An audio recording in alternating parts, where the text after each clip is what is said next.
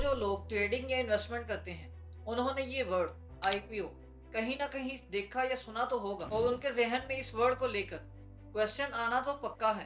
कहीं आपने सुना कि आईपीओ ने तो बर्बाद कर दिया और कहीं आपने सुना होगा कि आईपीओ ने तो जिंदगी ही बदल कर रख दी। तो असल में ये आईपीओ आखिर किस बला का नाम है?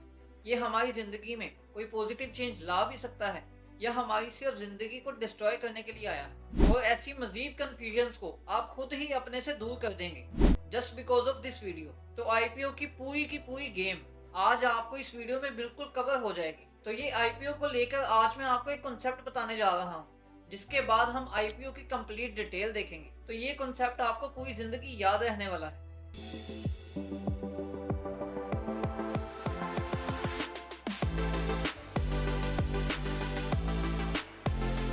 ये word IPO basically stock market में यूज किया जाता है और स्टॉक मार्केट में ये वर्ड आईपीओ कंपनीज को लेकर यूज करते हैं। तो जरा आप इस कॉन्सेप्ट को समझें जो कि है फंडिंग स्टेजेस।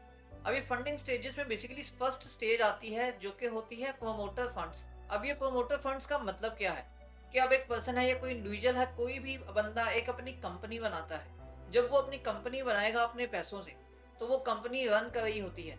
अब वो जो कंपनी चल रही होती है उसमें उसको किसी भी टाइप की फाइनेंशियल जो नीड है वो क्रिएट हो जाती है। अब वो फाइनेंशियल नीड को पूरा करने के लिए वो या तो अपनी सेविंग्स को यूज करता है या अपने फ्रेंड्स के पैसे को यूटिलाइज करता है कि अपने फ्रेंड्स को अपने बिजनेस में लेकर आता है या अपने फैमिलीज को अपने बिजनेस में इन्वॉल्व करता है। तो ये सेविंग्स हो जाएं, चाहे फैमिली मेंबर्स हो जाएं, चाहे फ्रेंड्स हो जाएं, तो इनसे जो पैसा आएगा और वो अपने बिजनेस में लगाएगा, उनको यूटिलाइज करेगा, तो वो होंगे promoter funds. And second stage आ जाती है एंजल फंड्स की। एंजल फंड्स को आप तीसरे नंबर पर भी रख सकते हैं, जिस तरह के आपने काफी वीडियोस में देखा होगा। तो यहाँ पर मैं एंजल फंड्स को दूसरे नंबर पर रख रहा हूँ। तो एंजल फंड्स का मतलब है कि आप अब कुछ ऐसे इन्वेस्टर से पैसा उठाते हैं जिसको आपके बिजनेस में या तो इंटरेस्ट होता है या वो अपने किसी फायदे के लिए आपके बिजनेस में आता है। अब एंजल फंड से हम लोग पैसा कब और क्यों उठाते हैं? अब एक कंपनी रन कर रही है, वो काफी अच्छे तरीके से रन कर रही है, आपके पास काफी फैमिली मेंबर्स से, फ्रेंड से, अपनी सेविंग से काफी ज्यादा पैसा था, आपने उसको यूटिलाइज कर लिया प्रोमोटर फंड। तो आपको अगर जो बिजनेस है वो अच्छा रन करने लग गया। अब वो जो अच्छा रन कर रहा है वहां पर आप उसको या तो एक्सपैंड करना चाह रहे हैं या कोई न्यू प्रोडक्ट लॉन्च करना चाह रहे हैं या कोई भी आपका मूड है उसको लेकर अपनी कंपनी को, तो आपको कुछ ना कुछ पैसों की नीड होगी। तो आपकी वो जो जरूरत है पैसों की, वो कोई एक ऐसा इन्वेस्टर जो कि आपके बिजनेस में इंटरेस्ट शो करेगा, वो आपकी वो नीड को पूरा करेगा, तो उसको हम कहेंगे एंजल इन्वेस्टर। तो एंजल इन्वेस्टर का सिंपल सा मतलब ये है कि एक बहुत ही वेल्दी पर्सन, एक बहुत ही मालदार पर्सन जो कि आपकी कंपनी में एक अच्छी खासी अमाउंट आपको दे आपके बिजनेस में आपके पर्पसेस को पूरा करने के लिए, मतलब कि जो कि आपके बिजनेस में आपका हिस्सेदार बन जाए। अब इन दो स्टेजेस के बाद तीसरी स्टेज कब आती है? जब आपकी कंपनी बहुत अच्छी रन कर रही है, अब आपकी एक ही फैक्ट्री है या वो फैक्ट्री कहीं लॉस में जा रही है या आपके ऊपर कोई बहुत ज्यादा कर्जा है या कोई आपका कोई एंजल फ्रेंड या कोई भी फैमिली फ्रेंड आपका निकलने जा रहा है या आपको कैश की जरूरत है, कोई भी रीजन हो सकती है, तो आपको अगेन पैसों की जरूरत पड़ गई।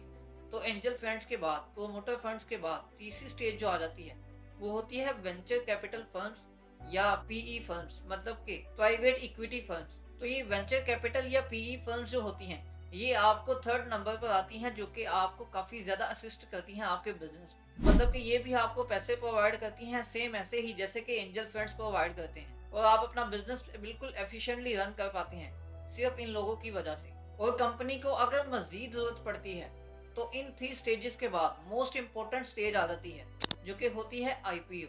तो ये फंडिंग स्टेजेस बताने का मकसद सिर्फ और सिर्फ यही था कि जो आईपीओ वर्ड आप सुनते हैं वो भी एक फंडिंग स्टेज ही है जिसको कंपनी काफी ज्यादा यूटिलाइज करती है। तो चलिए अब इस कॉन्सेप्ट को थोड़ा और क्लियर करता चलूं। तो अब यहाँ पर आपको ये तो पता लग गया कि जो आईपीओ है वो एक फंडिंग स्टेज है, कि मतलब कंपनी को कभी पैसों की जरूरत पड़ती है तो वो आईपीओ करती है और आईपीओ से उसको पैसे मिल जाते हैं। और वो उसके क्या क्या पर्पस होते हैं या क्या क्या सीन है सारे का सारा हम आगे डिस्कस करेंगे। तो यहाँ पर बेसिकली 2 टाइप की कंपनीज होती हैं, तो कंपनीज को भी आपको समझना लाजमी है। फर्स्ट होती है प्राइवेट लिमिटेड कंपनी, सेकंड होती है पब्लिक लिमिटेड कंपनी। अब जो प्राइवेट लिमिटेड कंपनी होती है जो कि एक पर्सन के हाथ में होती है, अगर कोई फैमिली मेंबर आता है या कोई फ्रेंड आ जाता है आपके साथ पार्टनरशिप करता है, तो आप ही अकेले ओनर हैं लेकिन आपने थोड़ी सी पार्टनरशिप की है या आप उसको हिस्सेदारी दे रहे हैं, तो यहाँ पर जो मेन पार्टनर है वो आप ही हैं। और इसी तरह एंजल फंड्स भी आ जाते हैं, और इसी तरह थर्ड स्टेज वेंचर कैपिटल्स या पीई कैपिटल भी आ जाता है। तो ये तीनों stages basically private limited company avail कर सकती है, और प्राइवेट लिमिटेड कंपनी इसको ही अवेल करती है पैसे को जनरेट करने के लिए। तो जब कंपनी ने आईपीओ करना होता है, मतलब कि उसको मजीद पैसे चाहिए होते हैं, तो कंपनी को प्राइवेट लिमिटेड कंपनी के बजाय पब्लिक लिमिटेड कंपनी बनना पड़ता है। आईपीओ का मतलब है कि आप पब्लिक से पैसा उठाते हैं। पब्लिक लिमिटेड कंपनी जब बनेगी तो मतलब कि वो पब्लिक के लिए कंपनी है। आपकी कंपनी की जो ओनरशिप है, आपकी कंपनी के जो शराकतदार है, वो एक आम पब्लिक भी बनेगी। वो आम पब्लिक जो कि आपको पैसे देगी। एक प्राइवेट लिमिटेड कंपनी पब्लिक से पैसा नहीं उठा सकती, ये आप किसी भी कंट्री में हैं, वो टोटली इलीगल है। तो जो पब्लिक लिमिटेड कंपनी बन जाती है और पब्लिक से कंपनी पैसा उठाती है, तो आखिर पब्लिक को फिर जाता क्या है? पब्लिक को जाते हैं उसके शेयर, उसके स्टॉक्स। अब जो कंपनी है वो अपने शेयर्स पब्लिक को देती है, उनसे पैसे लेती है, मतलब कि वो अपनी हिस्सेदारी देती है। अब वो कंपनी पर डिपेंड करता है कि वो कितनी हिस्सेदारी बांट रही है, कितनी हिस्सेदारी देगी, और उसके बदले में उसको पैसे मिलेंगे, और वो अपनी नीड्स को पूरा करेगी। अब वो उसकी नीड कोई भी हो सकती है। अब इस कॉन्सेप्ट के बाद हम आते हैं वीडियो के मेन पार्ट पर, जो कि आईपीओ का है। तो चूंकि आपको कॉन्सेप्ट मिल चुका है, तो जो जो क्वेश्चंस आएंगे वो उसका आंसर आपने भी देना है। तो सबसे पहले है व्हाट इज आईपीओ। आईपीओ का मतलब है, जो कि फुल फॉर्म बन जाती है, जो कि है इनिशियल पब्लिक ऑफरिंग। ये इनिशियल पब्लिक ऑफरिंग मतलब कि पब्लिक को फर्स्ट टाइम जो पब्लिक को ऑफर की जाती है पार्टनरशिप, मतलब कि मेंबरशिप, जो ओनरशिप ऑफर की जाती है कंपनी की तरफ से। कंपनी जब फर्स्ट टाइम पब्लिक को अपने स्टॉक्स प्रोवाइड करती है, या पब्लिक को पहली दफा कहती है कि आप मुझे पैसे दें और मैं अपने बिजनेस को रन करूं, और मैं आपको उसके बदले में एक हिस्सेदारी दूं, तो वो फर्स्ट टाइम की जो पब्लिक के साथ कमिटमेंट होती है, वो होती है आईपीओ। कि कंपनी पब्लिक से पैसा उठाती है और उनको उसके बदले में अपनी हिस्सेदारी देती है। तो ये सिंपल सा मतलब है आईपीओ का। अब यहाँ पर आईपीओ को आप इस तरह भी समझ सकते हैं कि एक प्राइवेट लिमिटेड कंपनी है, उसने आईपीओ इशू करना है, मतलब कि उसने पब्लिक लिमिटेड कंपनी बनना है, तो उसको आईपीओ इशू करना ही पड़ेगा। अभी आईपीओ इशू कितना होता है या क्या क्या होता है, हम उसको आगे देखते हैं। लेकिन यहाँ पर हम जो अब मेन पॉइंट देखेंगे कि हम आईपीओ को इशू आखिर करते ही क्यों हैं, या कंपनी किसी भी आईपीओ को लाती ही क्यों है। अब आईपीओ को लाने की को बहुत सी रीजंस होती हैं। सबसे पहली बिजनेस एक्सपेंशन हो सकती है, कि अगर किसी कंपनी के पास पैसे मौजूद नहीं है और उसने अपने बिजनेस को एक्सपैंड करना है, या वो एक्सपैंड कर रही है लेकिन उसके पास पैसे कम है और वो उसको एक्सपैंड करना चाहती है। बिजनेस एक्सपेंशन के लिए पैसे यूटिलाइज किए जाते हैं, मतलब कि कंपनी आईपीओ इशू करती है, उससे पैसे रेज करती है, और वो अपने बिजनेस एक्सपेंशन में उसको यूटिलाइज कर लेती है। और इसी तरह ही लोन को उतारने के लिए, कि कंपनी के ऊपर बहुत ज़्यादा लोन्स हैं या कोई पुराने लोन्स हैं, तो वो कंपनी लोन को उतारने के लिए भी पैसे रेज करती है आईपीओ के थ्रू। एंड थर्ड नंबर पर जो न्यू प्रोडक्ट्स हैं या न्यू सर्विसेज कंपनी लॉन्च करना चाहती हो, तो वो कंपनी उन बेसिस पर भी जो पैसे हैं वो प्रोड्यूस कर सकती है आईपीओ के थ्रू। और अगर कंपनी किसी और कंपनी को बाय करना चाहती है, मतलब कि अपनी सब्सिडरी बनाना चाहती है, तो कंपनी उसके लिए भी जो पैसे हैं वो आईपीओ के थ्रू जनरेट कर सकती है। और आईपीओ के थ्रू पैसे जनरेट करने की रीजन ये भी हो सकती है कि एग्जिट होना किसका, एंजल इन्वेस्टर्स का, या वेंचर कैपिटल्स या पीई फर्म्स जो हैं उनका। तो अगर आपके जो पुराने शराकतदार आपके साथ जुड़े हुए हैं, जो कि एंजल इन्वेस्टर हो सकते हैं, इसी तरह वेंचर कैपिटल फर्म्स हो सकती हैं या पीई फर्म्स हो सकती हैं, तो वो जो आपके साथ बहुत ही बड़े कैपिटल के साथ जुड़े हुए हैं, अगर वो आपसे अलहदा होने चाह रहे हैं, तो आपको एक कैपिटल की जरूरत पड़ेगी जो कि उसी के बिहाफ पर आपको मिलेगा। तो आप आईपीओ के थ्रू उतना या उससे भी ज्यादा का कैपिटल जनरेट कर सकते हैं। तो इस तरह की और बहुत सी रीजन हो सकती हैं आईपीओ को इशू करने की। तो कोई भी कंपनी जब आईपीओ को इशू करती है, तो वो अपनी रीजन लाजमी बताती है अपने ड्राफ्ट प्रोस्पेक्टस में। अब ये ड्राफ्ट प्रोस्पेक्टस या बाकी जो चीजें हैं हम आगे साथ साथ देखते हैं। तो अब चूंकि ये वीडियो आईपीओ पर है, तो हम आईपीओ का कंप्लीट प्रोसेस समझते हैं। तो फर्स्ट स्टेप, जो फर्स्ट स्टेज आ जाती है, कि कंपनी फर्स्ट ऑफ ऑल अपना ड्राफ्ट प्रिपेयर करती है, मतलब कि एक डॉक्यूमेंट बनाती है जो कि उसने आगे प्रोवाइड करना होता है आईपीओ को लेने के लिए, आईपीओ को इशू करने के लिए। उस ड्राफ्ट का नाम होता है डीआरएचपी, मतलब कि ड्राफ्ट रेड हेरिंग प्रोस्पेक्टस, या ड्राफ्ट प्रोस्पेक्टस भी कह सकते हैं इसको। तो मतलब कि फर्स्ट स्टेज में कंपनी ने अपनी जो ड्राफ्ट प्रोस्पेक्टस है वो बनानी होती है। तो इस ड्राफ्ट प्रोस्पेक्टस में कंपनी इंक्लूड करती है अपनी फाइनेंशियल स्टेटमेंट्स को, अपनी कंपनी की हिस्ट्री को, इसी तरह ही फ्यूचर प्लान्स को, अपनी कैपिटल स्ट्रक्चर डिटेल को, इसी तरह प्रोमोटर और बिजनेस के साथ जुड़े लोगों की डिटेल को, इसी तरह और बहुत सी डिटेल्स जो है वो इसी ड्राफ्ट में इंक्लूड करके सबमिट की जाती है। तो अब ये सबमिट किसको की जाती है, ये आ जाता है स्टेप 2। तो ये सबमिट की जाती है जिस भी कंट्री की कंपनी होगी, वो कंपनी उसकी जो सिक्योरिटी एंड एक्सचेंज कमीशन होगी उसको सबमिट करेगी, और वो उसको पूरा थोरली देखेगी कि पूरे का पूरा जो उसका ड्राफ्ट है वो बिल्कुल एग्जैक्ट है। वो जो एक्सचेंज कमीशन है वो उसको पास करेगी और उसको अप्रूव करेगी कि ये कंपनी आईपीओ ला सकती है। तो थर्ड स्टेप आ जाता है आईपीओ लाने का। अब बेसिकली जो आईपीओ होता है वो बहुत ही डिफिकल्ट प्रोसीजर होता है उसको लाने का। तो इस डिफिकल्ट प्रोसेस में जो कि थर्ड स्टेप है, यहाँ पर कंपनी के साथ एक बैंक की एंट्री होती है जो कि होती है इन्वेस्टमेंट बैंक, या इसको हम समटाइम मर्चेंट बैंक भी कह सकते हैं। और ये समटाइम्स कुछ कंट्रीज में इन्वेस्टमेंट बैंक या मर्चेंट बैंक के अलावा इसको लीड मैनेजर भी कह सकते हैं। अब वो चाहे लीड मैनेजर हो या इन्वेस्टमेंट बैंक हो या मर्चेंट बैंक हो, ये थर्ड स्टेप होता ही इसलिए है कि ये जो डिफिकल्ट प्रोसीजर होता है आईपीओ लाने का, वो कंपनी को असिस्ट करते हैं, कंपनी के साथ मिलकर वो उस आईपीओ को इश्यू करवाते हैं। अच्छा, अब यहाँ पर जब आईपीओ आता है तो ये जो इन्वेस्टमेंट बैंक और जो कंपनी होती है, इन दोनों के दरमियान एग्रीमेंट होता है। अब वो एग्रीमेंट ये भी हो सकता है कि दोनों के दरमियान फिक्स हो जाता है कि इन्वेस्टमेंट बैंक जितना कैपिटल जो कंपनी है वो प्रोड्यूस करना चाहती है, वो उतना कैपिटल कंपनी को दे देता है और उतने ही शेयर्स अपने पास रख लेता है। और जो ब्रोकर होता है या जो इन्वेस्टमेंट बैंक होती है, वो जब आगे जो शेयर्स हैं उनको ट्रांसफर करते हैं तो वो उससे काफ़ी ज़्यादा पैसे भी जनरेट कर सकते हैं। मतलब कि जितने पैसे उन्होंने दिए हैं उससे ज़्यादा पैसे भी आ सकते हैं और उससे कम पैसे भी हो सकते हैं। बस ये होता है कि उनका एक फिक्स एग्रीमेंट हो जाता है दोनों का, कंपनी का और इन्वेस्टमेंट बैंक का, कि वो उनको पैसे दे देंगे और वो फिक्स अमाउंट होगी।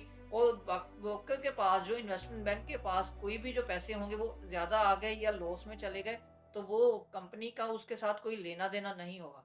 तो यहाँ पे ऐसा भी हो सकता है, जो कि कंपनीज काफ़ी ज़्यादा करती भी हैं, लेकिन मोस्टली ऐसा नहीं होता कि कंपनी सिर्फ इन्वेस्टमेंट बैंक या लीड मैनेजर या मर्चेंट बैंक के साथ मिलकर साथ ही इकट्ठे रहकर जो शेयर्स हैं वो इश्यू करते हैं पब्लिक को। तो जब ये आईपीओ की तैयारी हो जाती है तो यहाँ पर सबसे मेन चीज़ आ जाती है वैल्यूएशन ऑफ कंपनी, कि कंपनी की वैल्यूएशन होती है कि कंपनी कितने रुपीस की है। आप फर्ज करें कि 1000 करोड़ की कंपनी है।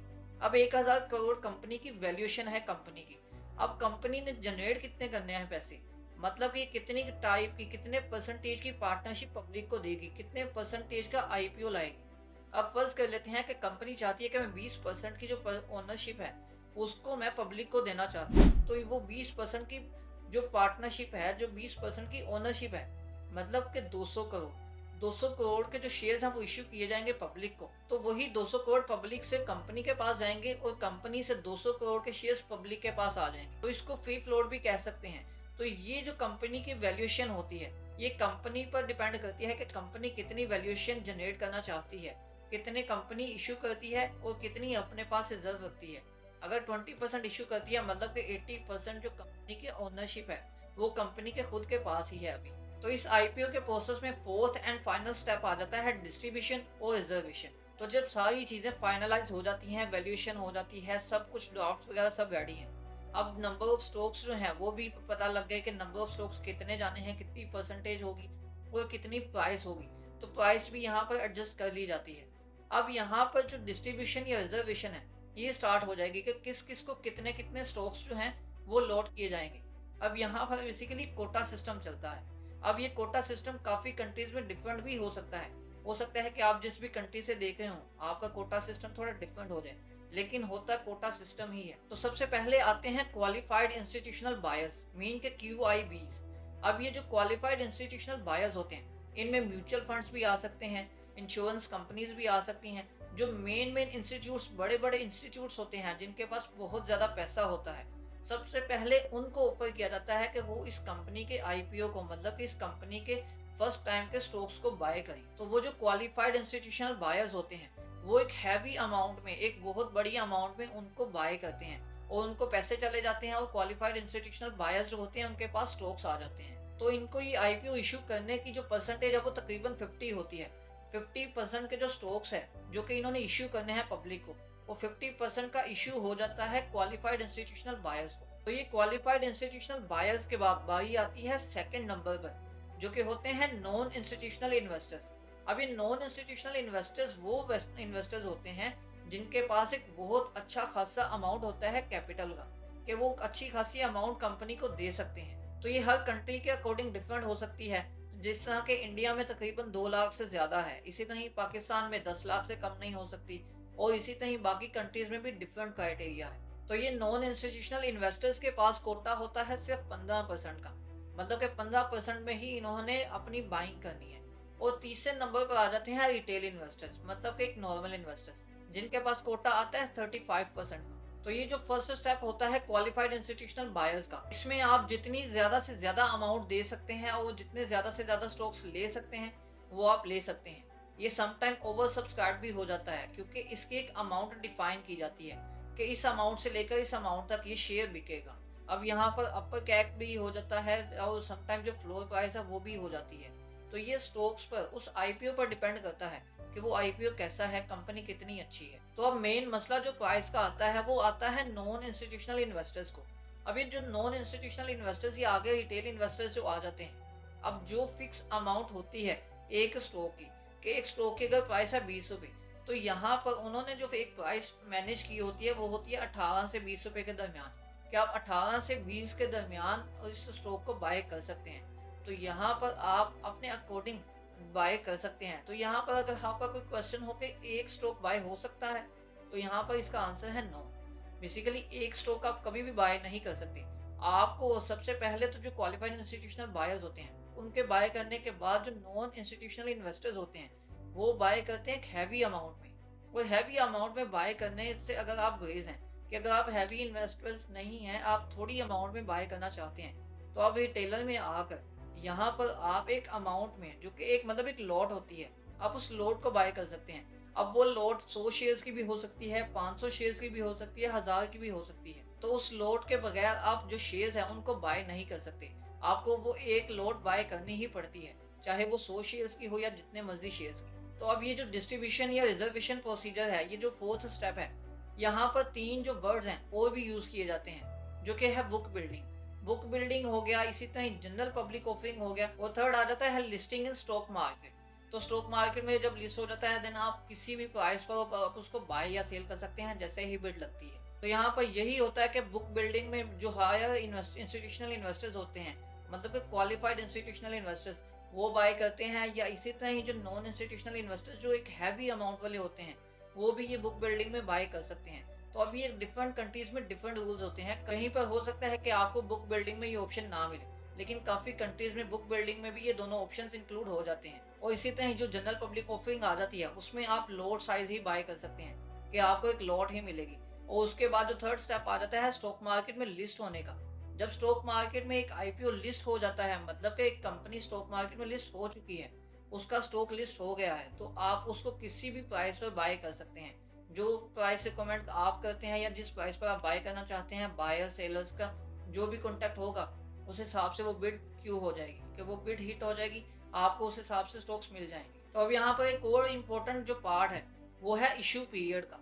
अब बेसिकली जो इशू पीरियड है ये है क्या, कि जब आप आईपीओ आता है तो आईपीओ के इशू होने में कुछ दिन लगते हैं, कि वो दिन फिक्स होते हैं कि आईपीओ इस दिन में आएगा और इस दिन तक रहेगा। आईपीओ के जो डेज हैं वो फिक्स होते हैं। और इसी तरह जो आईपीओ हैं उनकी आगे मजीद 2 टाइप्स भी हो सकती हैं, कि फिक्स्ड प्राइस इशू होगा, कि मतलब कि एक ही प्राइस हो सकती है, आप उसी पर बाय करें। और समटाइम दूसरे को कहा जाता है बुक बिल्डिंग इशू। जो बुक बिल्डिंग इशू होता है उनकी प्राइस डिफरेंट होती है। अब फर्स्ट करें जो फिक्स्ड प्राइस इशू है वो 200 में है, तो 200 में ही आपको बाय करना चाहिए, 200 में ही मिलेगा, 201 में या 199 में नहीं मिलेगा। और इसी तरह जो बुक बिल्डिंग इशू है उसमें एक प्राइस मैनेज की जाती है कि आपको 180 से लेकर 200 के दरमियान में बाय करने को मिलेगा। आप चाहे 180 का बाय कर लें, चाहे 200 का बाय कर लें। तो स्टॉक की प्राइस में बेसिकली 20% का डिफरेंस होता है किसी भी आईपीओ के स्टॉक में। तो उस प्राइस को 20% से ज्यादा का गैप बुक बिल्डिंग में नहीं दिया जा सकता। तो अब यहाँ पर लास्ट एंड मोस्ट इम्पोर्टेंट जो पार्ट है वो आ जाता है, जो कि होता है अलॉटमेंट। कि मतलब बुक बिल्डिंग हो गई, आईपीओ वगैरह सारे का सारा सीन चल गया, हम लोगों ने पैसे भी लगा दिए। अब आपने पैसे तो लगाए हैं, कि आपको पता लग गया कि आपके पास जो स्टॉक्स हैं वो आ गए हैं कि नहीं? तो ये पॉसिबल नहीं होता कि आपको हर दफा स्टॉक्स मिलेंगे ही मिलेंगे, ये कंफर्मेशन कभी भी नहीं होती। अब फर्ज करें कि एक आईपीओ है, वो उसके आपके पास 100 शेयर्स हैं, कि आपको 100 शेयर्स हैं, 100 ही बायर्स आ गए, तो एक एक स्टॉक करके सबको मिल जाएगा। लेकिन अगर 100 शेयर्स ही कंपनी ने देने हैं और बायर्स 200 आ गए हैं, तो मतलब कि 100 को ही मिलेंगे, 100 वैसे के वैसे ही रह जाएंगे।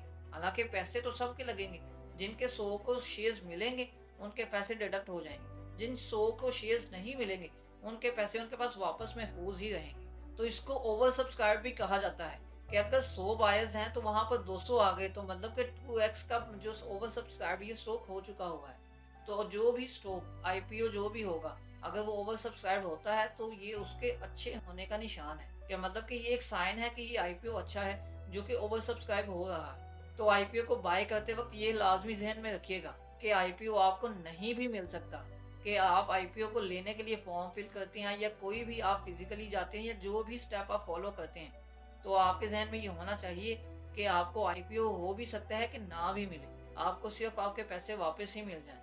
तो ये आईपीओ को बाय कैसे करते हैं, ये आईपीओ को कंफर्म आपने लॉट बाय कैसे करनी है, आपको कैसे मिलेगी, और इसी तरह आईपीओ के अकॉर्डिंग तमाम के तमाम क्वेश्चंस कोई भी आपके हों तो आपको इसी चैनल के थ्रू, इन वीडियोस के थ्रू आपको वो क्वेश्चंस मिलेंगे। और आईपीओ में इन्वेस्ट कैसे करना है वो भी आपको इसी चैनल पर वीडियो मिलेगी। तो आपका कोई भी क्वेश्चन है, आप उस क्वेश्चन को कमेंट सेक्शन में कमेंट करें, तो आपको उसका आंसर भी दिया जाएगा। और अगर आप उस पर वीडियो बनवाना चाहते हैं तो आपके उस कमेंट पर वीडियो भी बनाई जाएगी। तो ये थी एक ब्रीफली डिस्कशन आईपीओ के अकॉर्डिंग। तो आईपीओ पे आपका कोई भी क्वेश्चन है कमेंट लाजमी कीजिएगा। इस आईपीओ पे वीडियो अच्छी लगी है, वीडियो को लाइक और दूसरों की हेल्प के लिए शेयर लाजमी करें। और इसी तरह स्टॉक मार्केट को सीखने के लिए, आईपीओ को सीखने के लिए, या ईटीएफ को, या इसी तरह कोई भी जो मार्केट से रिलेटेड आपका टॉपिक है उसको सीखने के लिए इस चैनल को सब्सक्राइब लाजमी करें।